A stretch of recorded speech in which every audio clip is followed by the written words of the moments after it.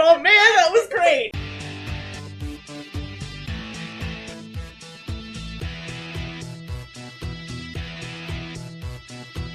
Hello, and welcome to the Afterspark podcast, an episode-by-episode recap of the Generation 1 Transformers cartoon. I'm Els. And I'm Specs. And today we're going to be talking about episode number 20, Dinobot Island Part 2. Let's talk about giant robots today, shall we? Sure. Last time on the Transformers, according to the narrator, the Dinobots were exiled to Dinobot Island. According to Specs, to me, it was summer camp. Is this supposed to tell us something about the Autobot thought process? Maybe just Optimus' thought process? Are they supposed to be in timeout until they learn to have more finesse? Maybe. I don't know. But Wheeljack and Ratchet seem too supportive for me to think they were exiled, okay? Yeah. Anyway, the Decepticons showed up, gathered a whole fuck ton of energy on the Dinobot Island, and dumped the Dinobots into a tar pit. And now, on today's episode, Megatron is glad to be rid of those dull-witted Dinobots. At least he's honest about his loathing for them. I guess that is the thing, yeah. I'm just saying, it may not be nicer than the Autobots per se, but at least he's honest about it. Yeah. Megatron turns back to the rest of the Decepticons, ordering them to drain the island of its energy. Like, drain it dry or something. Yeah, gather all the energy. And Starscream says, they might upset the chronological balance of this island! You know, due to its precarious placement in the time stream. What with, the dinosaurs and all that shit. I got to hear Megatron say the phrase scientific gobbledygook, and it was wonderful. Mm-hmm. Little did we know that Starscream and Soundwave can summon the Energon from lava just by holding a cube over it. And apparently all the other Decepticons can do that too. Which we'll see 2 seconds later, because Ramjet and Thrust do the exact same thing by holding the Energon cubes over a crevice where some steam is coming up. Mm-hmm. It's weird, man. It is weird. After the Energon is collected, the island begins to quake, and the volcano threatens an impending eruption. Starscream responds to this rather cheerfully, wondering if this is the mistake that will make him the Decepticon leader. While still standing on the rim of that active volcano and the impending eruption, maybe move out of the volcano splash zone before you start, planning your future there, buddy. I guess he doesn't have much experience with volcanoes erupting. Probably not. Yes, yeah. He'd find himself probably inconvenienced by the ash cloud. Indeed. And at the Ark, Ratchet has finished repairing Teletran 1. Because, if you remember from last episode, the Dinobots did a bit of a number on it. The Dinobots trashed everything. Of course, that was on accident because they're sweet, dumb babies. Mm-hmm. Ratchet thanks Sparkplug for his help, and Sparkplug wonders where Spike has wandered off to. And if you'll remember, according to the end of last episode, he's dead, buried under a building, will mourn his loss. Teletran 1 proceeds to pick up a weird signal that Wheeljack interprets as a time warp. It's just a jump to the left. And a skip to the right.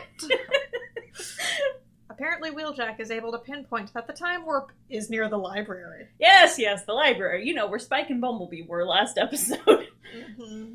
The Autobots leave to investigate. Showing up in the city, the group digs out Spike and Bumblebee, Sideswipe doing the bulk of the work with his pile drivers. He's a good heavy hitter. Yes. Spike is fine. Bumblebee apparently protected him with his body. Say, Mr. B, what exactly is your relationship to that boy?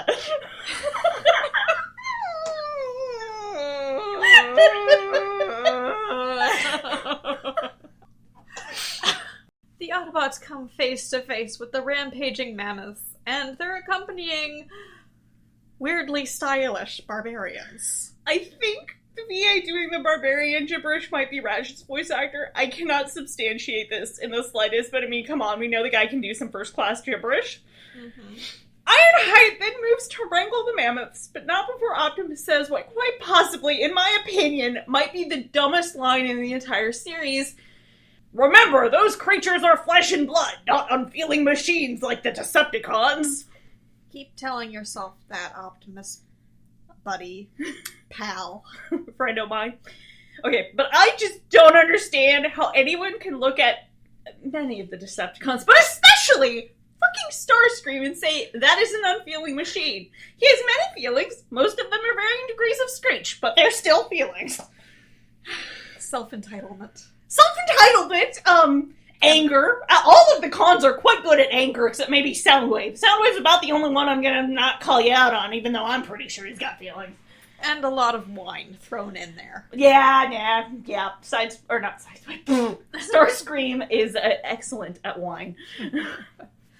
Sideswipe is very excited to beat up some mammoths, because he's not taking what Optimus said into account at all. No, he's gonna beat shit up. We also see Huffer lift an entire mammoth over his head, and for an Autobot, Huffer's pretty small, so this is pretty funny. Apparently, he's just a pint-sized powerhouse. Apparently. Ironhide then confronts the barbarians, shooting glue at them to keep them all in one place. What's this? Continuity? A character using the same ability in more than one episode? No, never! Soundstriker also gets into the mammoth lifting shenanigans. But some of the barbarians proceed to court death and start beating on Soundstriker. He's very vain, if you don't know this already. You do not want to mess with his paint job. He will literally kill you. Yeah, he then points and generates electricity, and the barbarians get shocked and run off. In order to corral the still rampaging mammoths, Optimus calls his trailer into existence, and the other Autobots shove a bunch of elephants into his trailer. He's got a lot of junk in that trunk. Oh lord, not again. I will use that line anytime I can. Ironhide walks on screen holding a mammoth in an incredibly awkward way. Isn't his face like in his butt? Yes, unfortunately. It does not look comfortable for anyone involved. But oh noes! The time warp is closing. I have some concerns about those barbarians that got glued in place, but I don't think it's going to be addressed. Sunstreaker and Hound keep the time warp from, closing by shooting at it and keeping it open with these weird octagon things. Yeah, I don't know what's going on there, at all. Yeah. But immediately, because remember, they have just shoved all those mammoths into Optimus Prime's trailer. They let them out and then herd them through the time warp. So this lasted all of 5 fucking seconds? Apparently they needed something to do, but honestly they could have just had, Autobot circus. I don't know. Ironhide proceeds to direct the mammoths like he's a traffic cop directing traffic. It is amazing. Yeah. Sideswipe herds the barbarians far less gently, with fire. I mean, yeah, how did they get the ones Ironhide glued down? I mean, did they? I think it's obvious they probably didn't. I have many concerns. Don't worry, back at the Ark, it's the return of Chip! A boy! A boy! And some of the new guys introduce themselves. Because toy lineup. New season. Gotta get those toys, parents. Yep. Beachcomber and Perceptor are, the main ones here. That actually say their names, of which I can only say Percy. Oh, thank fucking God! A sane Autobot. There's just so few of those! Yep, and then Teletran 1 and Chip proceed to track down 2 new time warps! The first one is out on the ocean, with a pirate ship sailing through to harass a yacht. They want their wenches, literally. Yeah. We want your money and your wenches! Pretty much. And then the second dumps a group of Old West outlaws near a group of bikers. Presumably somewhere in the American Southwest. The outlaws decide to steal the motorcycles because they will be able to escape faster. Well, they call them newfangled mechanical horses. Yes. And I feel like this is not how people from the Old West should react to seeing motorcycles. We both know that this show has many historical accuracies, and doesn't know what science is. Inaccuracies. Oh, what did I say? You said accuracies. Oh, I meant inaccuracies! You said many historical accuracies. No! Makes you sound sarcastic. Okay. I guess as long as I sound sarcastic, it works well. We then cut to Clipjumper, who's water skiing in car mode again, while being accompanied by two new characters, Sea Spray and Trax. Sea Spray can turn into a hovercraft. He's voiced by the guy who does Skeletor, and like if you go on the wiki, it'll say how he did the voice, and it honestly was hilarious, and I was doing it while we were watching the episode because I'm horrible. It was great. And then Trax, who turns into the hottest Corvette Stingray. Specifically, a flying Corvette Stingray. You know, that's one of the features that you were never able to get in a Corvette Stingray. He's one of our favorite characters in the series. And he only shows up in a couple of episodes. Boo! Trax is also the sexiest Autobot. Or at least he thinks he is. He thinks he's the sexiest Autobot. You think Sunstroker's vain? He's got nothing on this guy. Mm-hmm. Trax blinds the pirates and frees the yacht from their grappling hooks, before helping Sea Spray and Cliffjumper push the pirates back towards the time warp. And now to the showdown between the bikers and cowboys. The bikers all get their butts kicked. Surprisingly, considering motorcycles are fucking faster than horses. Yes. Some highlights from this fight include a biker pulling out a chain, all threateningly, but then one of the outlaws just jumps off his horse and tackles him. And then an outlaw tries to drive a motorcycle, but runs into the one tree in a 10-mile radius and wipes out. We got some really funny photos of this. They're so dumb and wonderful. Yeah, I don't think the cowboy would actually be able to successfully do this, because I don't think he'd be able to balance on the fucking motorcycle. I don't think he would either, and I think that's supposed to be why he wiped out, but still, it was pretty damn funny to watch. Yes, but it would make more sense for the thing to just fall over when he tries to They wanted to have him run into a tree! The Autobots show up, or as an outlaw calls him, talking horseless carriages! What's next? Then our charming, intelligent outlaws get the brilliant idea of shooting at the giant metal men. Prowl disarms them by melting all their guns with his acid pellets, and Jazz proceeds to scare them away with loud, modern music. As all is right with the world. Red Alert seems to take a leaf from Sideswipe's book and herds them into the time portal with fire. Yeah, and, he sort of chastises Inferno, who then joins in, shooting at the outlaws with water. I'm rapidly becoming convinced that Red Alert and Inferno are dating, because Red Alert always seems like he's really clinging with Inferno, but I kind of like it. I think that's been the common interpretation for a very long time. Probably, okay? yeah. I just haven't read any fic on this one. Those two time warps taken care of, we go back to Chip, who's been able to figure out that the energy disruptions coming from Dinobot Island are causing all the time disturbances, which kind of makes me wonder if they were reading all of these energy disruptions and just not giving a shit. Possibly. I mean, do the cons just do shit like this on a daily basis? But no, the dumbest thing here is that the time disturbances are also causing Mount St. Hilary to become active again. I mean, wasn't it, active 3 months ago? Yes, when Megatron was trying to pull Cybertron close to Earth, yeah. Yeah, and I mean, when the volcano erupted too, waking everyone up. Yeah, I don't think this is a dormant volcano. That's my personal opinion at this point. I don't know, it's weird. They can't get their, volcanism or geology, solid. Optimus Prime orders Warpath, Beachcomber, Perceptor, Ironhide, Smokescreen, and Trailbreaker to put on jetpacks and go to Dinobot Island in order to restore the time stream. Meanwhile, back on Dinobot Island, Megatron wants more Energon. When doesn't he want more? But touche. Starscream tells him they're fucking shit up and that they need to leave before the island explodes. Megatron, however, does not give a shit about exploding islands. Megs, honey, baby, how are you gonna carry all that Energon off the island if it's destroyed? It's not like you came here with a ship, and I am pretty damn sure you cannot shove all of that giant pyramid of Energon into subspace. Well, between all of the Decepticons that they do have, they might be able to at least get a chunk of it. They could get a chunk, but if it just explodes and they don't have time and he's not taking this seriously, he's just gonna get none of it. Yeah. Which honestly sounds like a gamble the idiot would do, yes. Yeah. The Dinobots are able to escape their tarry prison rather suddenly when all of the tar evaporates, presumably due to all the crazy shit that's happening on Dinobot Island. Can tar even do that? I don't know. No clue. The Dinobots shoot the remnants of the tar off each other with, their fire or laser breath or whatever. And before returning to the robot modes. They're all super fucking pissed at the Decepticons and proceed to fly off. Why didn't you do that the last episode, you Nimrods? The Autobots arrive, landing near Megatron and his energon pile.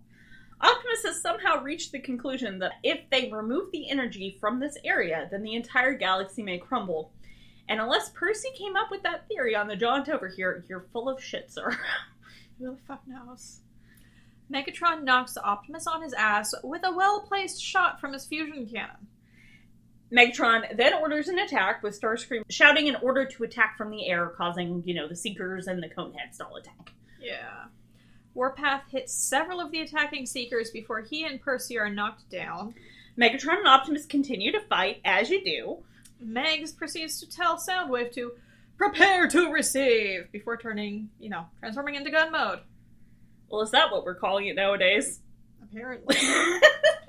Soundwave fires on Optimus with Megs, causing a huge fissure to open up in the ground. Soundwave then drops Megs, who sort of bounces on the ground before returning to robot mode. I don't know why I was amused by this, but I was. Yeah, it's just a cute little bounce. Gotta make your warlord who's a gun bounce. It's not as cute as a Ravage bounce. Ravage bouncing was adorable. Yeah. Meanwhile, we see the dorkiest transformation we've ever seen. Blitzwing transforms into a tank.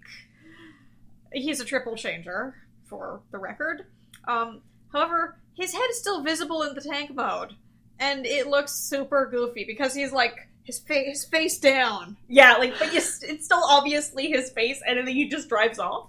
Yeah, I think the next time we see him, that doesn't look like it's his face. Yeah, it looks like it's probably back to more what it looks like on the toy, or what he normally looks like in tank mode. Yeah. And then we have Beachcomber, a known pacifist, who is firing at someone off-screen with his hand lasers until Blitzwing catches up with him. Now it's time for the showdown between Tank and Dune Buggy we've all been waiting for. Who will win? I don't know. Beachcomber is able to escape as Warpath and Blitzwing have a throwdown.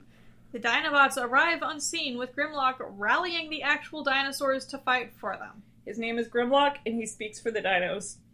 The Autobots appear to be losing badly as everyone is pinned to the ground, getting shot at. Megatron, we all know that you're the one shooting Optimus repeatedly in the crotch during this shot. The dinosaurs arrive, and they absolutely wreck the Decepticon ship. It's amazing. A Triceratops mows Megatron down as a Stegosaurus simultaneously takes out Soundwave, Blitzwing, and Starscream. Dirge is then picked up in a T-Rex's mouth and tossed as the other two Coneheads are trampled on by multiple dinosaurs. Skywarp and Thundercracker are jumped on by another T-Rex-looking dino before also being trampled on by multiple dinosaurs. Megatron decides to get the hell out of Dodge because he's gonna survive this even if his army doesn't. I think all the Decepticons are going to have phobias about reptiles. I don't think I blame them. Yeah. The Autobots decide to release the energy back to the island in an effort to restore the time stream by shooting at the pile of energon. Didn't we establish this shit's explosive? We did, because it explodes and everything's fine, somehow. Of course! The Dinobots are then allowed to come back home. Gee, thanks, Optimus. And then for some inexplicable reason, the Dinobots are all wearing jetpacks when they fly off. Keeping shit straight. We don't do that here. And join us next time for episode 21, Traitor. Watch as Cliffjumper repeatedly makes the wrong assumptions about poor Mirage. Poor Mirage. Poor Mirage. And I believe we have some fanfic for today. Yes, we do. We have 2 fanfiction recommendations for you. The first is Really Bad Eggs by Jazzbot. It, continuity-wise, it's set in the G1 cartoon. But it's a crossover with Pirates of the Caribbean. Or the Caribbean. Because I don't think I pronounced Pirates that. of the Caribbean. Yeah. It's a crossover with Pirates of the Caribbean. Specifically the first one, I think. Yeah, I think it is pretty specifically. It seems like it's the first one. Yeah, because I think it was written before any of the sequels came out. Probably. So it's rated K, it's Gen, there's no pairings, and our characters here are Bluestreak, Prowl, and Skywarp. And in summary, Bluestreak, Prowl, and Skywarp are involved in a little teleportation accident. Wonder where they ended up. Where indeed. And our theme here is deserted islands. And also pirates. And it's a one-shot. And our second recommendation is Jailbreak by Irian Sato. It's a G1 cartoon with influence from Transformers Legends, which we might have mentioned before, but it is a short story collection that's officially licensed by Hasbro, but none of the stuff in it is canon. So it's basically officially licensed fanfiction. Yes. More or less. It's fun and it's cute, and I'd recommend it, but you might have some issues getting it, because it was only available on the print run. I want to say it's actually easier to find now, but I might be wrong. Maybe. I don't know if it was reissued. I'll post a link if I remember when we post this. Yeah, thank you. So it's rated K. It's Gen. There's no pairings, and characters here are Paddles, Sea Spray, and Swoop. And for the record, Paddles is a character from Transformers Legends. He is another Dinobot. Yes, but he is he is a aquatic one. That's the word I'm looking for. I could remember what the heck he was, but now I don't. Just know he's an aquatic dinosaur. That's probably the only thing that's truly relevant here. Yeah, and this one didn't actually have a set summary, so the only thing I came up with for it was, it's a short, cute thing about a rescue, because that's what it is. It's less than 1,000 words long, and I'd recommend it, and it's nice to see Paddles featured in something. Mm-hmm. And this one is, the theme for it was Dinobots, featuring Paddles. And Swoop. Swoop. Yep, and it's a one-shot. Thank you. And that just about wraps it up for us today. Remember to check us out on Tumblr or Pillow Fort as Afterspark Podcast for any additional information, show notes, or links we may have mentioned. You can also find us on Facebook and Twitter at Afterspark Pod, all one word, and various other locations by searching for Afterspark Podcasts such as AO3, iTunes, Google Podcasts, Stitcher, and YouTube, just to name a few. Till next time, I'm Specs. And I'm Els. Toodles.